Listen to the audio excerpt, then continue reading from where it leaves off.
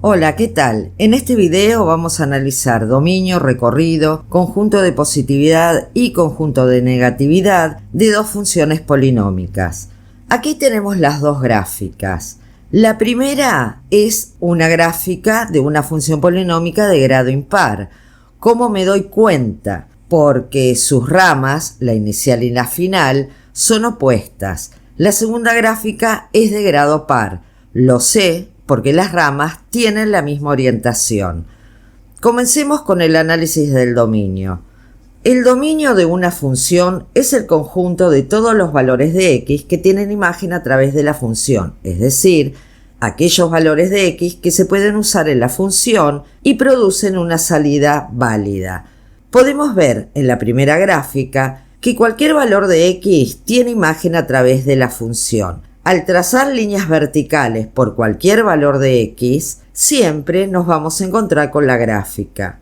Así, si tomamos un valor de x muy grande o muy pequeño, siempre nos vamos a encontrar con la gráfica. Entonces, podemos decir que el dominio de esta gráfica, de esta función, son todos los números reales. En la segunda gráfica pasa lo mismo. Cualquiera sea el valor de x que nosotros elijamos, siempre vamos a encontrar la gráfica.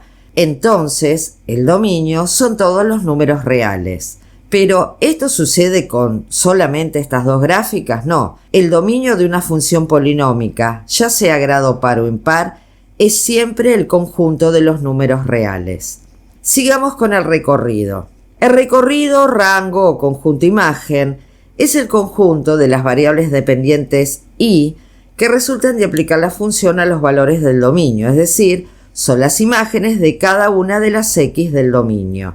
En la primera gráfica, al trazar líneas horizontales por los distintos valores de y, nos encontramos que siempre tocamos la gráfica de la función. Entonces, cada uno de los valores de y es imagen de alguna x del dominio. Podemos decir que el recorrido, en este caso, es el conjunto de todos los números reales. Pasemos a la segunda gráfica. En ella notamos que al trazar las líneas horizontales, no siempre nos encontramos con la gráfica. Como por ejemplo, si trazamos una línea horizontal en y igual 5, no vamos a tocar la gráfica. Esto quiere decir que nos tenemos que fijar hasta qué valor de y llega, es decir, encontrar en este caso el mínimo absoluto. Si la gráfica de grado par tuviera las dos ramas hacia abajo, entonces lo que tendríamos que buscar es el máximo absoluto. En esta gráfica vemos que en y igual menos 4 está el mínimo absoluto.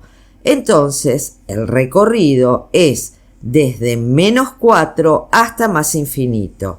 Recordemos que el recorrido se lee sobre el eje y es de abajo hacia arriba. El dominio se lee sobre el eje x y es de izquierda a derecha.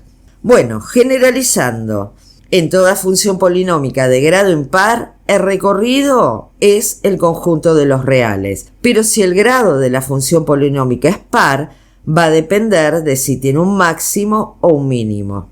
Finalmente, vamos a analizar los conjuntos de positividad y negatividad. Para establecer estos conjuntos necesitamos, como primer paso, ubicar las raíces. Estas raíces van a determinar intervalos sobre el eje x. En la primera gráfica vemos 5 intervalos y también 5 intervalos en la segunda gráfica. Algunos de estos intervalos van a pertenecer al conjunto de positividad y otros al conjunto de negatividad. Comencemos con el conjunto de positividad en la primera gráfica, que es el conjunto de todos los valores del dominio de la función que tienen imagen positiva. Lo que vamos a hacer es una técnica, no es obligatorio hacerlo, pero para esta explicación la voy a usar, que es tapar el semiplano inferior para que solamente quede visible el semiplano superior, que es el que contiene los valores de y positivos. Marcamos los intervalos de x que están debajo de la curva de la función. Vemos, por ejemplo, que en el último intervalo para x igual 3 y vale 7, que es un número positivo. Entonces, estos intervalos contienen a las x que tienen valores de y positivo.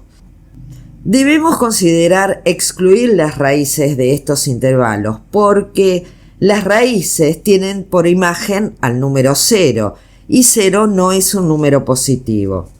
Entonces, el conjunto de positividad de esta función es de menos infinito a menos 3,5, unión de menos 2,5 a 2, unión de 2 a 4,5. Vamos a realizar el mismo procedimiento con la segunda gráfica, tapando el semiplano inferior. Marcamos los intervalos sobre el eje X, los que están debajo de la curva, excluyendo las raíces. Entonces, el conjunto de positividad de esta función es de menos infinito a menos 4, unión de menos 2,5 a 0,8, unión de 3,25 a más infinito. Por último, vamos a ver el conjunto de negatividad, que es el conjunto de todos los valores de X del dominio que tienen imagen negativa.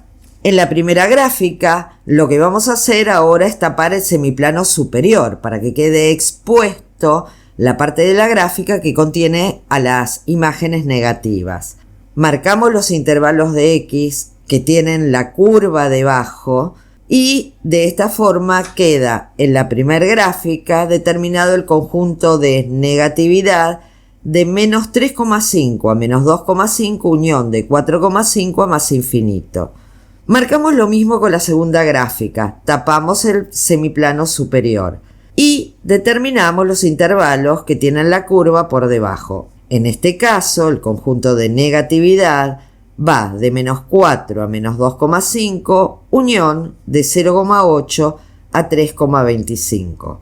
Noten que si unimos el conjunto de positividad y el conjunto de negatividad de una gráfica, lo que se obtiene es el dominio sin las raíces, porque sus imágenes son 0, y 0 no es un número, ni positivo ni negativo, es un número neutro.